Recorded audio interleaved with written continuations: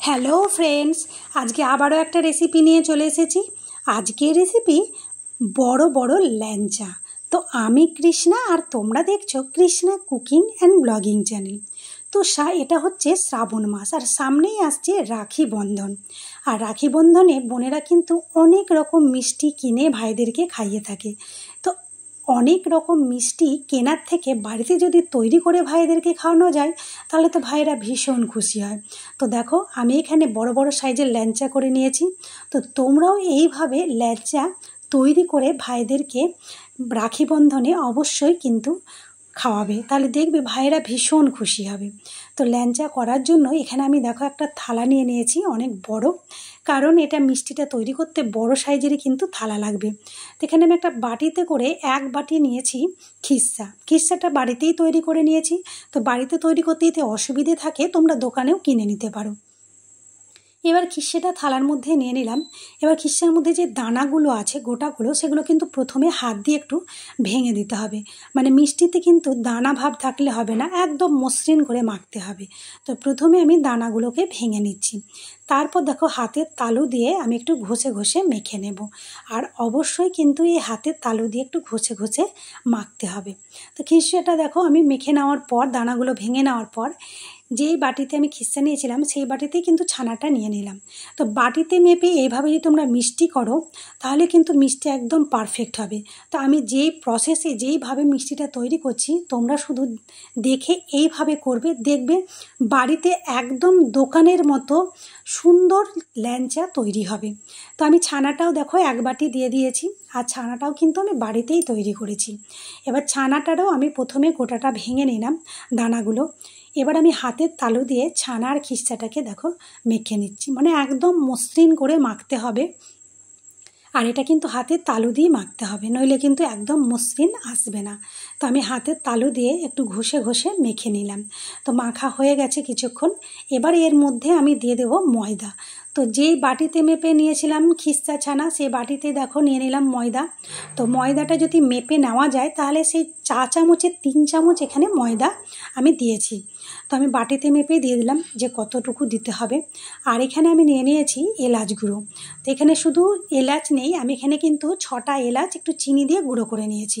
তো আমি এবার হাফ চামচ মতো দিয়ে দিলাম, আর হাফ চামচের থেকে কম দিলাম বেকিং সোডা। এবার সমস্ত কিছু ভালো করে মিশিয়ে নেব ছানা আর খিস্সার সাথে। তারপর আবারও এটাকে খুব সুন্দর করে হাতের তালু দিয়ে ঘষে ঘষে মাখতে হবে। মানে এই ছানা খিস্সাটা মাখতে টোটাল 15 মিনিট মাখলেই কিন্তু হয়ে যাবে, খুব সুন্দর একদম মাখা হয়ে যাবে। তো আমি আবারও হাতের তালু দিয়ে মাখিয়ে নিচ্ছি।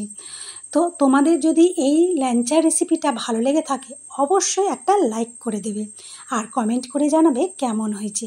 আর যারা এখনও আমার চ্যানেলটি সাবস্ক্রাইব করোনি চ্যানেলটিকে সাবস্ক্রাইব করে দেবে। আর যারা ফেসবুক থেকে দেখছো একটা ফলো করে দেবে। তো হ্যাঁ, যখন ছানা খিস্সাটা মাখা হয়ে আসবে দেখবে থালা থেকে ছেড়ে যাচ্ছে আর হাতে একটা তেল তেলে ভাব চলে এসেছে, তখনই বুঝবে যে মাখা হয়ে গেছে। তো দেখেই বুঝতে পারছো যে কত সুন্দর করে ছানার খিস্সাটা মাখা হয়েছে। এবার এটাকে আমি রেখে দিলাম। হ্যাঁ, তোমরা কিন্তু অবশ্যই ঢাকা দিয়ে রাখবে, ঢাকা দেওয়াটা তোমাদেরকে দেখালাম না, ঢাকা দিয়ে রেখে দেবে যাতে শুকিয়ে না যায়। এবার আমি শিরাটা তৈরি করে নেব। তো যে বাটিতে মেপে নিয়েছিলাম ছানা খিস্সা সেই বাটি মেপে দিয়ে দিলাম 2 বাটি চিনি আর 2 বাটি জল। এবার আমি চামচ দিয়ে চিনিটাকে প্রথমে একটু নেড়ে দেবো যাতে চিনিটা খুব তাড়াতাড়ি গলে যায়।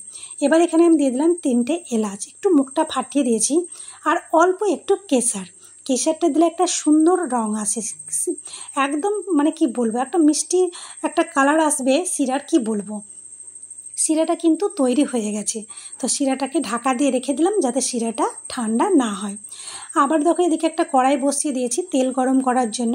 তো আমি দিয়ে দিলাম কড়াইয়ের তেল আর দিয়ে দিলাম 1 চামচ ঘি।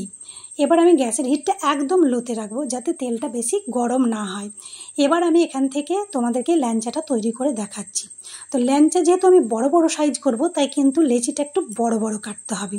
তো দেখো আমি লেচি একটা কেটে নিয়েছি, হাতের তালুতে প্রথমে একটু গোল করে নিলাম, তারপর হাতের তালুতে 2 হাত দিয়ে দেখো একটু হালকা হাতে একদম ল্যাংচা লম্বা করেই করে নিলাম, ল্যাংচার শেপ দিয়ে দিয়েছি। আর এই ল্যাংচাটা কিন্তু দোকানে 15 টাকা পিস, কিনতে গেলে 15 টাকা পিস পড়বে। তো খুব সহজেই আর খুব বাড়িতেই কিন্তু তোমরা এটা খুব তাড়াতাড়ি তৈরি করে নিতে পারবে এই ল্যাংচাটা।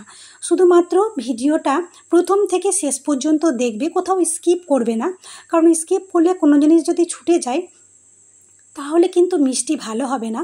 তাই বলছি যে স্কিপ করবে না, প্রথম থেকে শেষ পর্যন্ত দেখবে মিষ্টি একদম বাড়িতেই তৈরি করতে পারবে। যারা জানে না তারাও কিন্তু দেখে ঠিকঠাকভাবে মিষ্টি একদম তৈরি করে নিতে পারবে। তো দেখো আমি এখানে অনেকগুলো মিষ্টি তৈরি করে কেটে নিয়েছি লেচি। তো এখানে অনেকগুলো মিষ্টি হবে। তো তোমাকে আমি প্রথমে এই 4টে পিস তৈরি করে দেখালাম। এবার কিন্তু এই মিষ্টিগুলোকে আমি ভেজে নেব।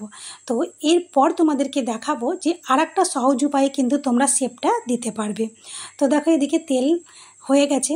তেল কিন্তু খুব বেশি গরম হয়নি, হালকা গরম হয়েছে। বেশি গরম হলে কিন্তু মিষ্টি দিলে কাঁচা থেকে যাবে, ভেতর থেকে উপরে রং চলে আসবে কিন্তু ভেতর থেকে একদম কাঁচা থেকে যাবে। তার জন্য একদম লো হিটেই দিতে হবে। আর মিষ্টিগুলো দিয়েছি দেখো, একটু কড়াইটা নড়িয়ে দিলাম, আর নিজে নিজেই কিন্তু মিষ্টিগুলো উপরে ভেসে আসবে তেলের উপর। দেখেই বুঝতে পারছো, নিজে নিজেই দেখো ঘুরে যাচ্ছে। তাই মিষ্টিগুলো হালকা কালার চলে এসেছে আর ফুলে কিন্তু ডবল হয়ে গেছে মিষ্টি। দেখেই বুঝতে পারছো যে কত বড় সাইজ হয়েছে। আর যখন এটা চিনি রসে পড়বে তখন মিষ্টিটা আরও বড় হয়ে যাবে। তো দেখো আমি খুব সুন্দরভাবে চামচ দিয়ে একটু নেড়ে দিচ্ছি। আর রাখি বন্ধন আসতে কিন্তু আর বেশি দেরি নেই, তাড়াতাড়ি কিন্তু এটা মিষ্টিটা তৈরি করা শিখে নাও। আর রাখি বন্ধনে মিষ্টি তৈরি করে ভাইদেরকে কিন্তু তৈরি করে অবশ্যই খাওয়াবে, দেখবে ভাইয়েরা ভীষণ খুশি হবে। তো দেখো আবারও এখানে আমি একটা নিয়ে নিয়েছি। বললাম সহজ উপায়ে তোমাদেরকে শেপটা দিয়ে দেখিয়ে দেব। তো প্রথমে হাতে একটু গোল করে নিলাম, তারপর থালার মধ্যে নিয়ে হাত দিয়ে একটু চাপ দিয়ে দেখো একটা লম্বা শেপ দিয়ে দিলাম। খুব সহজেই কিন্তু শেপটা দিতে পারবে। তোমাদের হাতে দিয়েও দিতে পারো, আবার থালার মধ্যে হালকা হাতে ঘষেও কিন্তু লম্বা শেপটা দিতে পারো। যেটা তোমাদের সুবিধে মনে হবে সেটাই তোমরা কিন্তু করতে পারো। আর এখানে দেখো মিষ্টির কালার চলে এসেছে। এবার মিষ্টিগুলোকে তুলে নেব। তো একটা একটা করে প্রথমে আমি কিন্তু তুলে একটা প্লেটের মধ্যে তুলে রাখবো। প্রথমেই কিন্তু আমি চিনির শিরার মধ্যে দেব না, যেহেতু সরাসরি দেব তো হয়তো চামচে তেল থেকে যেতে পারে। তার জন্য আমি এটাকে তোমরা চাইলে ছাকনায় ছেঁকে আগে প্লেটে তুলে নিবে, তারপর দেবে। এবার বাদ বাকি যে মিষ্টিগুলো আমি তৈরি করে রেখেছিলাম ভাজার জন্য সেইগুলো দিয়ে দিলাম। এবার দেখো শিরাটা আমি ঢাকাটা উঠিয়ে নিয়েছি। এবার আমি ভেজে রাখা ল্যাংচাগুলো দিয়ে দিলাম চিনির শিরার মধ্যে। তো দেখো এখন কিন্তু চিনির শিরার উপর একদম ল্যাংচাগুলো ভেসে আছে। এবার আমি চামচ দিয়ে একটু নাড়িয়ে দিলাম, দিয়ে ঢাকা দিয়ে দিলাম। এবার এইদিকে দেখো এই মিষ্টিগুলোকেও আমি একটু সাঁড়াশি দিয়ে কড়াইটা ধরে আবারও নাড়িয়ে দিয়েছি। তো এইগুলোও কিন্তু খুব সুন্দর করে ভেজে নিয়েছি। তো তোমরা যদি চাও এর থেকে কালারটা কিন্তু একটু হালকা করতে পারো। আমাকে এই কালারটা বেশি ভালো লাগে বলে আমি একটু ডিপ করেছি। তোমরা চাইলে এর থেকে যখন রঙটা আমি একটু গাঢ় করেছি, যখন হালকা রঙটা হবে, হালকা রঙটা থাকবে তখনই কিন্তু তুলে নিতে পারো। তো আবারও আমি প্লেটের মধ্যে মিষ্টিগুলো তুলে নিলাম, দিয়ে চিনির শিরার মধ্যে এই মিষ্টিগুলোকে দিয়ে দেবো। তো আগের মিষ্টিগুলো তোমাদেরকে দেখাচ্ছি যে দেখো চিনির শিরাটা কতটা টেনেছে, মিষ্টিগুলো কিন্তু অনেকটা এখন শিরার মধ্যে ডুবে আছে। এবার আমি বাদ বাকি মিষ্টিগুলো দিয়ে দিলাম। আর এবার আমি এটাকে আবারও একটু নাড়িয়ে দেব, নাড়িয়ে এটাকে ঢাকা দিয়ে দেব। এটা আমি প্রায় 3 ঘন্টা এইভাবেই রেখে দেব, নিজে নিজে কিন্তু শিরাটা টেনে নেবে। আর তোমাদের যদি শিরাটা ঠান্ডা হয়ে যায় তাহলে কিন্তু এই মিষ্টি দিয়ে একটু শিরাটাকে গরম করে নিতে পারো, তাহলে খুব তাড়াতাড়ি শিরাটা মিষ্টিতে টেনে নেবে। তো দেখো 3 ঘন্টা পর তোমাদেরকে মিষ্টিটা দেখাচ্ছি। শিরা কিন্তু আর দেখা যাচ্ছে না, একদম তলায় পড়ে গেছে। আর মিষ্টিগুলো ফুলে কিন্তু সব ডবল হয়ে গেছে। তো তোমরা অবশ্যই এইভাবে একবার মিষ্টি বানিয়ে খেয়ে দেখবে। বাই।